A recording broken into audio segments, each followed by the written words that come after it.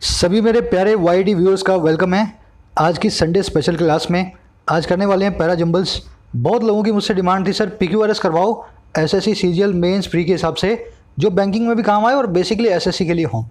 आप जानते हैं ये वीडियोस मैं मेंबर स्पेशल वीडियोस में करता हूँ प्रीमियम मेंबर्स के लिए। पिछले वीक मैंने आपको बताया था बैंकिंग के लिए एक नई सीरीज शुरू हुई है। इस वीक मैं आपको बता रहा हूँ एसएससी के लिए भी हमने एक सीरीज शुरू कर दी है। तो बैंकिंग और एसएससी दोनों की आपको एटलीस्ट एक एक वीडियो या दो वीडियो हर वीक मिला करेगी आपके एग्जाम जो है पोर्शन को कवर करने के लिए। आप मेंबर बन सकते हैं। देखो आज की वीडियो सबके लिए है, ये डेमो वीडियो है ना, आप सब देख पा रहे हैं। अगले पार्ट से, जैसे अगले पार्ट में क्लोज टेस्ट करेंगे या अगले पार्ट के अंदर अपने एरर करेक्शन करेंगे, तो वो जो सारे पार्ट्स हैं मेंबर्स के लिए अवेलेबल होंगे। If you want to join me as a member, आप चैनल पे जाकर के इन तीनों में से एक प्लान को चूज़ कर सकते हैं। लवर्स में 60% वीडियोस, वीआईपीज में 100% वीडियोस, एक्सक्लूसिव में वीडियोस के साथ में व्हाट्सअप सपोर्ट, है ना। ये आप तभी ज्वाइन करें जब आपकी कुछ क्वेरीज हो, महीने में 4 या 5 बार या 10 बार आप मुझसे छोटा मोटा कुछ सवाल पूछना चाहते हैं, मैं आपको उसका डाउट सॉल्विंग करवा देता हूँ टाइम मिलने पे, है ना। चलो मेंबर बनने के लिए दिखा देता हूँ। चैनल पे जाकर के जस्ट ए मिनट, लोड हो रहा है।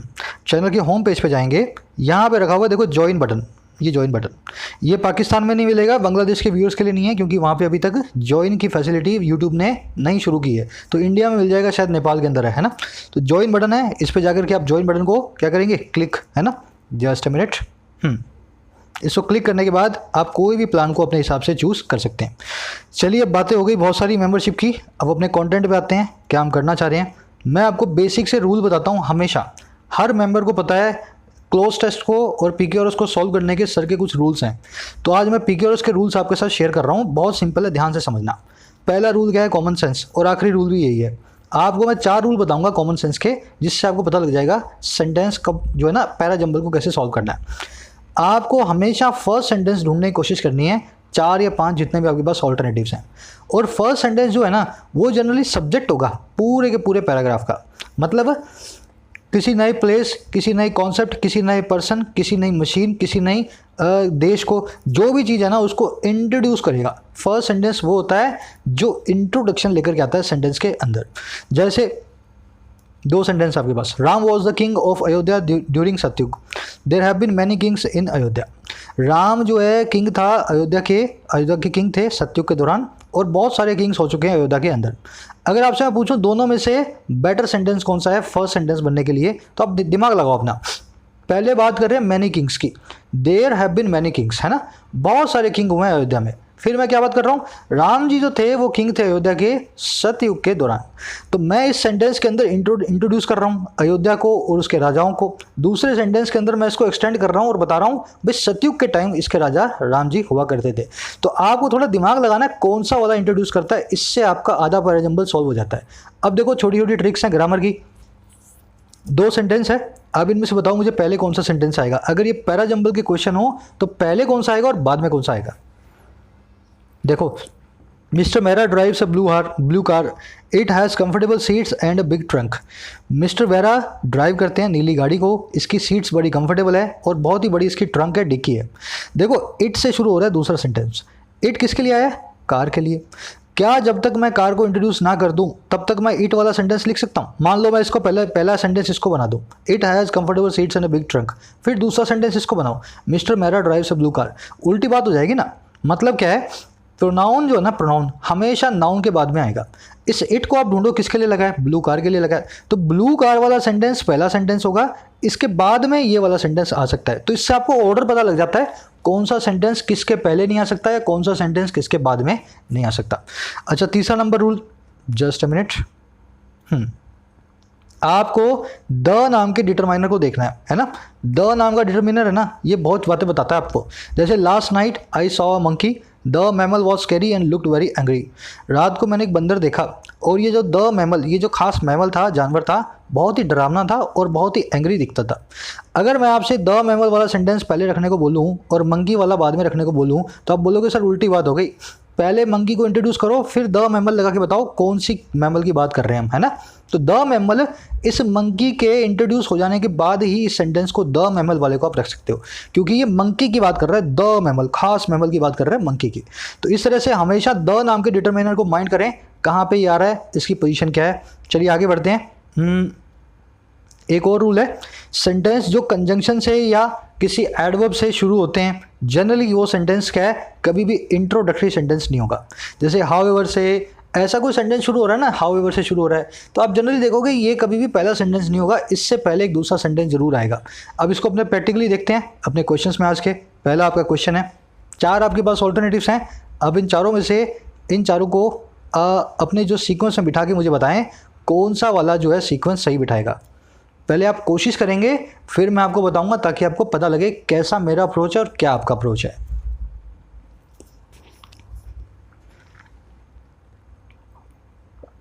चलो, कह रहा है as soon as she was given the slippers she broke into a dance strutting around in her first ever pair of slippers. As soon as, जितना जल्द, जैसे ही, एज सुन एज मतलब जैसे ही she was given the slippers, उसको slipper दिए गए। भाई शी कौन है यहाँ पे, वही बात होगी ना, आपने इट को इंट्रोड्यूस कर दिया कार से पहले, शी को इंट्रोड्यूस कर दिया, ये जो इंसान है शी, ये उसका नाम है, वो अभी तक तो आया नहीं। मतलब ये प्रोनाउन वाला जो पहला वाला जो सेंटेंस है जिसमें प्रोनाउन आ रहा है शी, इसको जब तक मैं कहीं पे आइडेंटिफाई ना कर दूं, इसको मैं पहला सेंटेंस नहीं बना सकता, ठीक है ना। तो शी वाला मेरा सेंटेंस पहला नहीं है। अब इसका मतलब समझ लेना, जैसे ही उसको स्लीपर दिए गए वो ब्रोक हो गई इनटू डांस में, वो डांस में कूद पड़ी, है ना, वो एकदम लीन हो गई डांस में, स्ट्रट अराउंड करते हुए अपने first ever pair of slippers में, है ना। उसने आज तक पहली बार चप्पल पहनी होगी, कोई गरीब बच्ची होगी, और उसने बहुत डांस किया उस चप्पल को पहन करके, ज़िंदगी की पहली चप्पल के पैर को पहन के। अगला देखो, this story may seem strange but it is a fact in many villages of India people don't have anything to put on their feet. कह रहे ये स्टोरी हो सकता है आपको स्ट्रेंज सीम हो, लेकिन ये एक फैक्ट है, बहुत सारे गांवों में इंडिया के पीपल के पास कुछ भी नहीं है अपने पैरों में पहनने के लिए। ध्यान दो, दिस स्टोरी, अरे भाई कौन सी स्टोरी, दिस स्टोरी। जब तक मैं आपको स्टोरी ना बता दूं तब तक मैं दिस स्टोरी लिख सकता हूं क्या? मैं बोल रहा हूं I bought a Mercedes, I bought a Mercedes. फिर मैं बोलूँगा this car is very expensive. अगर मैं दिस कार लिखना चाहता हूँ, अगर मैं दिस स्टोरी लिखना चाहता हूँ, तो पहले दिस कार से पहले मुझे कार बतानी पड़ेगी मैं किसकी बात कर रहा हूँ। वैसे ही दिस स्टोरी से पहले मुझे स्टोरी बतानी पड़ेगी किस स्टोरी की बात हो रही है। समझ गए ना मेरा क्या कॉन्सेप्ट है? तो दिस स्टोरी आने की वजह से जब तक स्टोरी नहीं आएगी मैं इसको भी पहला सेंटेंस नहीं बना सकता। अब आगे देखो, गूंज a leading NGO of India runs A cloth for work scheme and gives clothes and useful items in exchange for work done. कह रहे जो गूंज नाम का एक लीडिंग NGO है वो चलाता है work for cloth for work, ऐसी एक स्कीम को, है ना। जाता है दिल्ली में, एक स्कीम चलाता है क्लोथ फॉर वर्क, आप काम करो कपड़ा देंगे, और देता है कपड़े और यूजफुल आइटम्स बदले में काम किए हुए के। तो गांव बस्ती में जाएगा, काम करवाएगा छोटा मोटा और बोलेगा भाई कपड़े ले जाओ। अब देखो यहाँ पे कोई प्रोनाउन नहीं आ रहा, कोई द नहीं आ रहा, ये मोस्ट प्रोबेबली आपका सेंटेंस भी है पहला, क्योंकि इसने NGO को भी इंट्रोड्यूस कर दिया है ना, सारी स्कीम भी इसने बता दी। अगला सेंटेंस देखते हैं, कह रहा recently as part of the scheme. आगे ना द स्कीम का मतलब क्या है? खास स्कीम की बात हो रही है। खास स्कीम कहाँ पे आई है? ये आ रही क्लोथ फॉर वर्क। तो ये वाला सेंटेंस डी वाला बिल्कुल सी के बाद आएगा। कह रहा हाल में as part of the scheme, इस स्कीम के एक हिस्से के तौर पे an old lady in Madhya Pradesh village was given a pair of slippers. एक बूढ़ी औरत को मध्य प्रदेश में एक चप्पलों का जोड़ा दिया गया, है ना। ओल्ड लेडी को मध्य प्रदेश में चप्पल मिली। अब ध्यान से देखो, ये जो है इसके बाद आ जाएगा सी के, क्योंकि ये स्कीम को हमने इस द से इंट्रोड्यूस कर दिया, है ना। तो सी और डी आपका आंसर है। अब जहाँ पे डी सी से पहले आ रहा हो, जहाँ पे डी सी से पहले आ रहा हो, वो वाले आपके आंसर नहीं है। अब देखो यहाँ पे सी डी एक साथ आ रहे हैं, है ना, डी सी के बाद में, यहाँ पे सी के बाद में डी है पर बीच में ए आ रहा है, चलो इसको भी रख लेते हैं। यहाँ पे सी के बाद में डी है, ये भी ठीक है यार, और यहाँ पे देखो डी सी से पहले आ रहा है। मैं आपको खाली अप्रोच बता रहा हूँ, है ना, पेपर में इतना टाइम लंबा नहीं लेना, आपको इतने से पता लग जाएगा। देखो ये वाला आंसर आपका नहीं है, इन तीनों में से एक है, सी के बाद में डी आना चाहिए। अब देखो इस औरत को जिसको चप्पल दिए गए थे, इसने जैसा ही उनको पहना वो झूम पड़ी, तो सी के बाद में डी, डी के बाद में ए, सी के बाद में डी, डी के बाद में A, C D A is your correct जो है ना ऑर्डर। अब देख लो जहाँ पे सी डी आ रहा है वो आपका आंसर है, सी डी ए। कहीं भी नहीं आ रहा मेरे भाई इसके अलावा सी डी ए, बाद में बी बचा, सी डी ए भी हो गया ना। तो इस तरह से आपको पता लगेगा, आपको ऑर्डरिंग करनी है, आपको पता लगेगा कि नाउन के पहले प्रोनाउन आना नहीं चाहिए, है ना। प्रोनाउन जो है नाउन के बाद में आना चाहिए, द जो है किसी चीज़ को इंट्रोड्यूस करने के बाद में आना चाहिए, दिस दैट जो है जब तक किसी चीज़ को इंट्रोड्यूस नहीं करोगे तब तक इनको यूज़ नहीं कर सकते। आई थिंक समझ गए होंगे क्या अप्रोच रहनी चाहिए। अगले क्वेश्चन की तरफ बढ़ते हैं, आप इसको सॉल्व करें, फिर मैं उसी अप्रोच से आपको सॉल्व करवाऊंगा।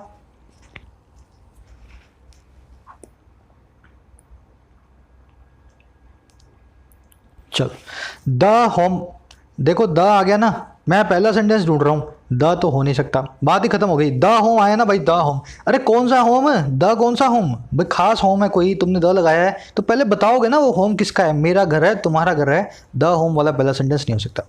दूसरा, ही स्टेट्स, अरे ही तो कर देगा स्टेट, पर ही है कौन, जब तक नहीं बताओगे ही कौन है, ये भी और ये भी दोनों तुम्हारे पहले सेंटेंस नहीं हो सकते। According to Gautam Bhatia a leading architect, we need to bring about a radical change in our model of housing. ये है आपका इंट्रोडक्टरी सब्जेक्ट, एक थीम को इंट्रोड्यूस कर रहा है। कह रहा गौतम भाटिया के हिसाब से, जो एक बड़ा आर्किटेक्ट भी है, इसके हिसाब से हमें ज़रूरत है ब्रिंग अबाउट करने की, फ्रेजल वर्ब है ब्रिंग अबाउट, लेकर के आना एक बहुत ही बड़े चेंज को हमारे मॉडल ऑफ हाउसिंग में, जिस तरह से हम घर मकान बनाते हैं। देखो इंट्रोडक्टरी सब्जेक्ट है, गौतम भाटिया ने बता दिया हमें क्या करना है। अब देखो इस अकॉर्डिंग टू गौतम भाटिया के बाद बिल्कुल सीधे आना चाहिए ही, देख लो, क्योंकि he states then in early 1950s house in most of cities relied on bungalow model. तो कह रहा है हमें अब चेंज करना है, क्योंकि अर्ली 50s के अंदर घर सबके सब रिलाई करते थे बंगलो मॉडल के ऊपर। अब देखो सी के बाद में बी, सी बी आपका करेक्ट पेयर है, सी बी यहाँ भी आ रहा है, सी बी यहाँ भी आ रहा है, सी के बाद में बी आ रहा है पर बहुत लास्ट में आ रहा है, और यहाँ पे तो बी सी से पहले आ रहा है। मोस्ट प्रोबेबली ये दोनों आपके आंसर नहीं है ना, सी बी ए डी है या सी बी डी है। अब डी वाला देखते हैं, कह रहा है sadly near 70 years later after a 100-fold increase in city population density and land value we still persist on the same outmoded model। कह रहा है सैड बात ये है कि लगभग 70 साल के बाद 100 फोल्ड इंक्रीज के, 100 गुना बढ़ने के सिटी की पॉपुलेशन में, डेंसिटी में और लैंड की वैल्यू में अभी भी हम परसिस्ट जिंदा करते हैं उसी आउटमोडेड मॉडल पे, उसी पुराने मॉडल पे। हम क्या कहना चाह रहे हैं, 70 साल बाद भी आज वैसा का वैसा ही है जो पहले हुआ करता था। भाई 70 साल किसके बाद, 70 साल 1950 के बाद, मतलब जो डी है ना ये बी के बाद में आएगा, इससे पहले नहीं आ सकता। अब ए वाला भी देख लेते हैं। ए कह रहा है the home then was a bungalow single storeyed bounded by walls. जो घर हुआ करता था ना, द होम, ये खास होम, तब बंगलो होता था, वॉल्स है ना, तब हुआ करता था एक बंगला, सिंगल स्टोरी होता था और बहुत बड़ी बड़ी वॉल्स होती थी। अब ध्यान से देखो 1950 के अंदर हमारी सिटीज थी बंगलो मॉडल पे, तब हमारा घर हुआ करता था ऐसा। आज भी सैडली हम 70 साल के बाद ऐसे ही घर में फंसे हैं, और ये कहना है गौतम भाटिया का, जो हमारा पहला सेंटेंस है। समझ गए ना, C is your first sentence, B is your second sentence, B के बाद में द होम आने की वजह से हमने बताया ए इज योर थर्ड सेंटेंस, और लास्ट में डी बता रहा है क्या 70 साल बाद वैसा का वैसा ही है, तो हम जो है डी बनाएंगे last sentence. C B A D. वैसे तो ऑप्शंस की जरूरत भी नहीं है, फिर भी अगर आप ऑप्शन लगाते हैं ना तो बहुत जल्दी सॉल्व हो जाता है। चलो आगे बढ़ते हैं अगले क्वेश्चन की तरफ। देखें इस क्वेश्चन को, पहले अपने दिमाग में सॉल्व करने की कोशिश करें, फिर मैं आपको बताता हूं।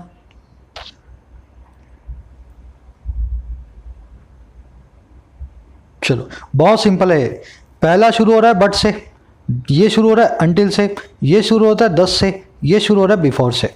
अगर आप बट को देखो तो बट बताता है लेकिन, लेकिन, लेकिन है ना बट।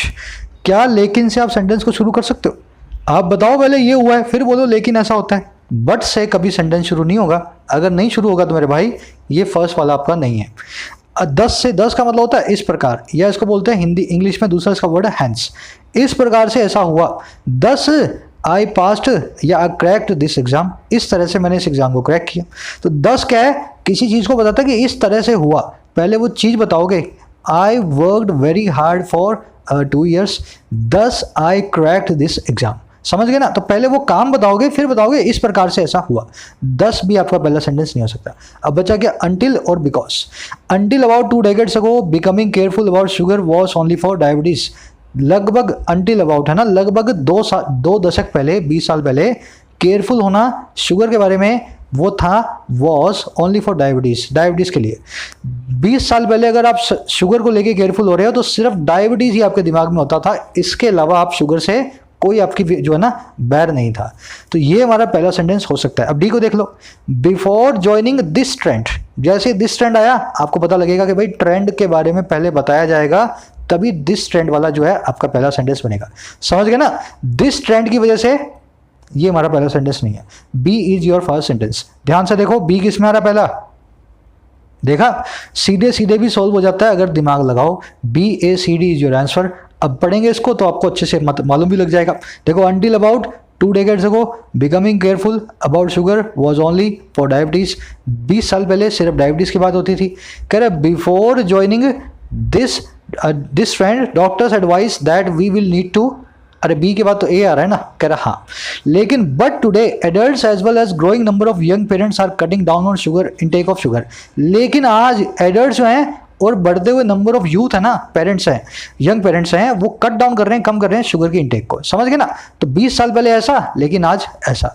इसके बाद आएगा सी देखो, कह रहे इस प्रकार से जीरो डाइट पे जाना, going on sugar going zero on sugar is fast becoming a popular trend. ये एक बहुत ही पॉपुलर ट्रेंड बन रहा है। और डी को देखो लास्ट में आएगा, है ना, कह रहा है बिफोर ज्वाइनिंग दिस ट्रेंड, ये पॉपुलर ट्रेंड को ज्वाइन करने से पहले, दिस ट्रेंड को डॉक्टर्स एडवाइस करते हैं कि हमें फाइंड आउट करना चाहिए whether all sugars are harmful, सारी की सारी शुगर्स खराब जो है हमारे लिए हार्मफुल हैं या नहीं। क्लियर ना? चलो एक बार चेक कर लिया करो लास्ट में ना, जैसे आपका यहाँ पे बी से आंसर 1 निकल आया, ऐसा नहीं आगे बढ़ जाओ। एक बार BACD को अपने दिमाग में पढ़ने की कोशिश करो, कुछ मिस्टेक आपसे ना हो गई हो। चलो ये छोटा सा है, क्या करना है, इसको लेना है कि नहीं लेना? बहुत छोटा है ना, बड़े वाले लेते हैं क्योंकि मेरे पास 10 क्वेश्चन है, मैं 5 ही करवा पाऊंगा मुझे लगता है। तो थोड़े बड़े बड़े वाले उठाते हैं, इसको ले लेते हैं, कोशिश करें इसको। BACD बताना मुझे चारों में से कौन सा पहला कौन सा बाद में। चलो, his death was a cause of great speculation. उसकी मौत बहुत ही बड़ा स्पेकुलेशन का कॉज थी। स्पेकुलेशन का मतलब होता है दो, पहला मतलब होता है गैम्बलिंग, जुआ, दूसरा मतलब होता है अंदाजा, एक्सपेक्टेशन, या किसी चीज़ का इवेल्युएशन करते हैं ना। स्पेकुलेशन का मतलब ये होता है आज बारिश होगी या नहीं होगी, अंदाजा सा लगा रहे हो आप, है ना। तो कह रहा है उसकी जो मौत थी अंदाजे का, स्पेकुलेशन का बड़ा कॉज थी। अब मुझे बात बता दो, किसकी मौत? हिज आया है, प्रोनाउन आया है, किसके, एक एडजेक्टिव है ना, ये पॉजेसिव एडजेक्टिव, हिज एक प्रोनाउन ही होता है।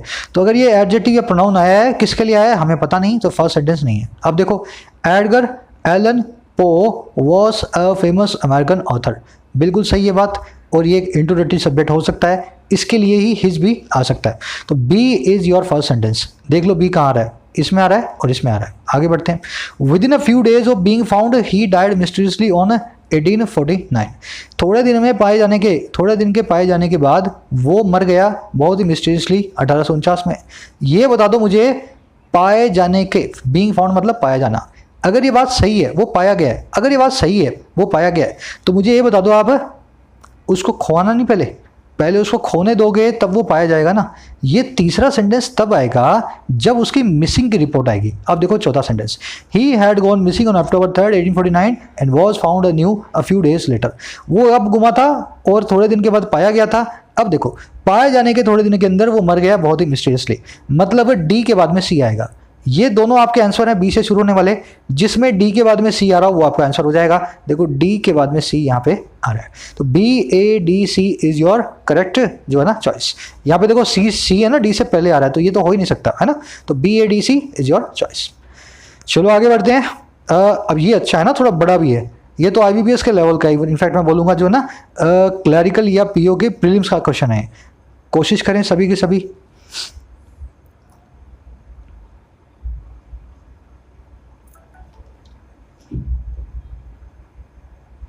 चलो नेक्स्ट, बाद में, नेक्स्ट का मतलब क्या होता है बाद में।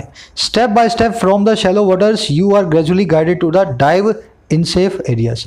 अरे किसके नेक्स्ट मैं बोल रहा हूँ, अगली मूवी शोले है। अच्छा अगली मूवी शोले है, पहले ये तो बता दे अभी कौन सी चल रही है, अभी जो मूवी चल रही है उसका नाम बता, फिर बोल अगली मूवी शोले है ना। टीवी में चल रहा है जी सिनेमा, मैं बोल रहा हूँ अप नेक्स्ट इज शोले। अरे भाई अप नेक्स्ट तो ठीक है, अभी क्या चल रहा है, मतलब लॉजिकली देखो तो नेक्स्ट तब आएगा जब पहला वाला स्टेप आपको पता लगेगा। First is not your answer. अगला देखो, दिस ड्राई लेसन। अब देखो दिस आ गया ना मेरे भाई, दिस आ गया ना, दिस, अगर दिस आ गया तो ये ड्राई लेसन के बारे में बता रहा है, और दिस ड्राई लेसन को हम कहीं और इंट्रोड्यूस करेंगे, फिर इस सेंटेंस को लाएंगे। इस सेंटेंस को पढ़ लो, कह रहे this dry lesson is followed by wearing the gear and then entering shallow waters to practise basic scuba diving skills. कह रहे ये ड्राई सेशन जो है, सूखा सेशन है, ये फॉलो बाय होता है, इसके बिल्कुल बाद में आता है वेयर करना गियर को। गियर का मतलब होता है इक्विपमेंट, जो भी आपको स्कूबा डाइव करनी है तो कुछ पहनाएंगे ना, सिलेंडर विलेंडर, उस सब इक्विपमेंट को बोलेंगे गियर। तो ये गियर को वेयर करने के बाद आता है ना। फिर एंटर किया जाता है छिछले पानी में, में करवाया जाता है प्रैक्टिस करने के लिए स्कूबा ड्राइविंग की स्किल्स को। तो ये आपका फर्स्ट सेंटेंस नहीं है, ड्राई लेसन के बाद में आएगा ये वाला सेंटेंस। अब देखो, the discover India scuba diving tour starts with A 30-minute lesson on teaching basic skills outside water. आया ना सबसे बढ़िया। जो डिस्कवर स्कूबा ड्राइविंग टूर है, डिस्कवर स्कूबा ड्राइविंग टूर है ना, ये स्टार्ट होता है 30 मिनट के लेसन के द्वारा और टीचिंग स्किल्स की आउटसाइड वाटर, पानी के बाहर। ये सेंटेंस आपका इंट्रोड्यूस कर रहा है कि डिस्कवर स्कूबा ड्राइविंग टूर क्या है और ये कैसे शुरू होता है ना। तो ये हमारा मोस्ट फर्स्ट सेंटेंस हो सकता है। अब डी पढ़ लेते हैं। फाइनली, आखिरकार, finally what is most reassuring about the whole tour is, सबसे ज़्यादा रीअश्योरिंग चीज़ इस टूर के बारे में है वो ये है that your instructor is always by your side, तुम्हारा इंस्ट्रक्टर हमेशा तुम्हारे बाजू में है, टू मॉनिटर यू, तुम्हारे पे ध्यान देने के लिए, till the end of the session जब तक एंड ना हो जाए। फाइनली आया तो भाई ये फाइनल सेंटेंस ही है। फाइनली हम घर पहुंच गए। कहाँ से पहुंचे, कहाँ गए थे, क्या करके आए हो, मतलब फाइनली सबसे लास्ट में बोले जाने वाली स्टेटमेंट होती है। समझ गए आई थिंक। अब पढ़ें इसको। सी इज योर फर्स्ट सेंटेंस। सी जहाँ जहाँ पहले आ रहा है वो आपका फर्स्ट है। CBAD should be your answer. CBAD should be your answer. अब देखो, C is first sentence, basic skills outside water, पानी से बाहर रहोगे तो गीले नहीं होगे, इसलिए दिस ड्राई लेसन। देख लो ना, ड्राई लेसन मिलता है 30 मिनट का, तो कह रहा CB, दिस ड्राई लेसन के बाद में ये होता है, उसके बाद में आएगा A, कह रहा उसके बाद में क्या होता है, नेक्स्ट ये होता है, उसके बाद में आएगा D, और कह रहा सबसे लास्ट में क्या होता है, फाइनली ये होता है। इस तरह से आपका पूरा बना हुआ है। किसी को ये ईजी लग रहे हो तो आपको बधाई, क्योंकि SSC के प्रीवियस ईयर के क्वेश्चन पेपर से निकाला है, मेंस के, CGL मेंस के। तो ये क्वेश्चन तुम्हारे मेंस में आ चुके हैं, इजी लगते हैं तो बहुत अच्छी बात है, बधाई हो आपको। चलो ये भी सिंपल सा लग रहा है यार, है ना, इसको छोड़ दें क्या, ये वाला कर लेते हैं, लास्ट करेंगे, फिर उसके बाद आपको एक क्विज का क्वेश्चन दूंगा आज का, है ना। One of the crocodiles was 4 feet long and almost 6 years old. One of the crocodiles, मैं बोल रहा हूँ one of the crocodiles। भाई कौन से क्रोकोडाइल्स, द क्रोकोडाइल्स, कोई खास क्रोकोडाइल्स है ना। अगर खास क्रोकोडाइल्स है मेरे भाई तो यहाँ पे द क्रोकोडाइल्स को पहले डिफाइन करना, फिर ए को आपका पहला सेंटेंस बनाना। ए आपका पहला सेंटेंस नहीं है ना, द क्रोकोडाइल्स के कारण। अब पढ़ लो इसको। कह रहा है एक जो क्रोकोडाइल्स था वो 4 फीट लंबा था और ऑलमोस्ट 6 ईयर्स ओल्ड था, 6 महीना पुराना था, मतलब 6 महीने की उसकी एज थी। आगे देखो, पोस्ट दिस अनाउंसमेंट, कौन सी अनाउंसमेंट, दिस अनाउंसमेंट। अरे कौन सी अनाउंसमेंट, जब तक अनाउंसमेंट नहीं बताओगे दिस अनाउंसमेंट आपका पहला सेंटेंस नहीं बन सकता।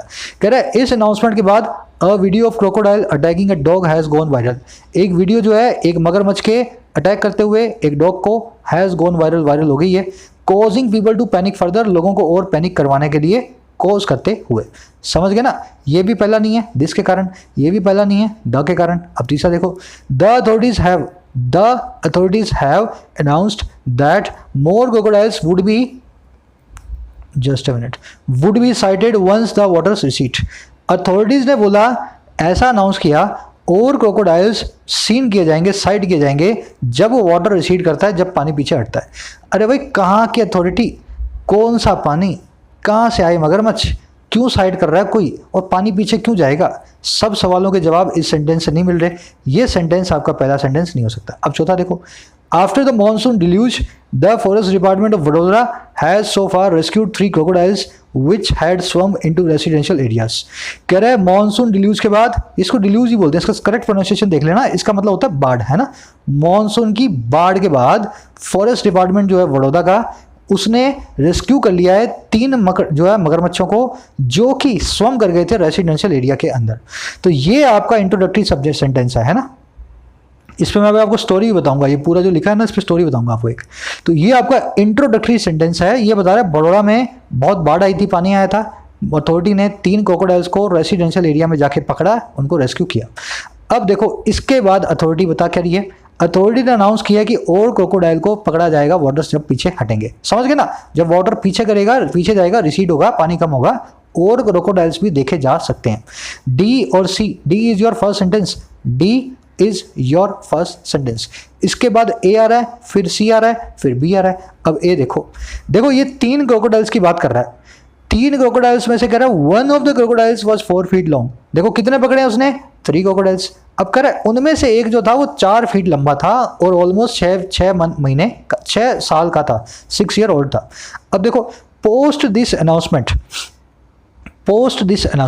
मुझे एक बात बता दो, अगर आप जब तक अनाउंस नहीं कर रहे तो अनाउंसमेंट नहीं ले सकते। अनाउंसमेंट दी गई है यहाँ पे, है ना, तो डी के बाद में तो ए आ जाएगा, उसके बाद में अनाउंसमेंट आ जाएगी, उसके बाद में बोल दोगे अनाउंसमेंट के बाद ये हुआ। समझ गए मेरी बात को? डी, फिर उसके बाद मगरमच्छ में से तीन में से एक क्या कर रहा था, फिर सी अथॉरिटी ने और क्या अनाउंस किया है, फिर बी उस अनाउंसमेंट के बाद एक वीडियो आई है। DACB, आप देखो कहाँ है DACB, समझ गए ना? अब इस पर स्टोरी ये है, जब ये काम बहुत बार हुआ है ना, ये जब लास्ट ईयर हो जा रहा था ना 2019 में, तब मैं बड़ौदा में था। इनफैक्ट अपना चैनल भी था उन दिनों। मेरा लैपटॉप जो है रह गया था पानी के कारण ऑफिस के अंदर। मैं बाहर निकला और इतनी तेज बाढ़ आई, 1 घंटे के बाद मैं खाना खाने रेस्टोरेंट से वापस गया ना, तो वो रास्ता ही पूरा ब्लॉक हो गया था, तो मेरा वो लैपटॉप बह गया था पानी के अंदर। फिर मुझे नया लैपटॉप लेना पड़ा था, ऐसे समझो आप, है ना, सब कुछ बह गया था मेरा पानी के अंदर। तो उन दिनों मैं यहीं पे था और ये क्रोकोडाइल्स मेरे होटल्स के सामने से निकले थे। वैसे तो ये काम हर बड़ौदा में हर 5 साल में होता है, विश्वामित्री नदी में क्रोकोडाइल निकलते हैं, है ना, बाढ़ आती है। पर जब इस साल हुआ था तब मैं वहीं था। उस दिन अपन ने ट्रिपल तलाक वाला एक जो है ना एडिटोरियल भी किया था, मैंने अपने मोबाइल से रिकॉर्ड किया था उस दिन। तो ये मुझे याद आ गया जब मैं इसको बना रहा था ना, कि मैंने कहा ये तो अपने साथ हो चुका है, अपने वहीं थे जब ये हो रहा था। चलो आगे बढ़ते हैं। जस्ट अ मिनट, ये आपका क्विज है आज का। इस क्विज के अंदर है 4 क्वेश्चंस। 4 क्वेश्चंस में से भाई यही 4 आपके पास जो अल्टरनेटिव्स हैं, इनको आपको जमाना है सही तरीके से। क्विज का आंसर शायद मैंने डाल दिया है। 2 क्वेश्चंस हैं आपके पास, एक नहीं 2 क्वेश्चंस है, ठीक है ना। पहला ये, इसका स्क्रीनशॉट ले लें, ठीक है। दूसरा ये है, इसका भी स्क्रीनशॉट ले लें। ये मैं करवाऊंगा नेक्स्ट क्लोज, इसकी जो वीडियो आएगी ना एसएससी वालों की मेंबर्स वाली, उन दोनों में इसका सॉल्यूशन भी करवाऊंगा। आंसर्स मैं आपको कमेंट्स में डाल के अभी दे देता हूँ, ठीक है ना। अपने आंसर से मेरा मैच कर लेना, बाकी तो आप जो मेंबर्स हैं वो नेक्स्ट वीडियो में इसका सॉल्यूशन देख लेंगे। अच्छा लगा हो तो जरूर से एक शेयर देना इस वीडियो को। फिर मुलाकात लूँगा कल सुबह से एडिटोरियल्स के साथ, तब तक के लिए साइनिंग आउट।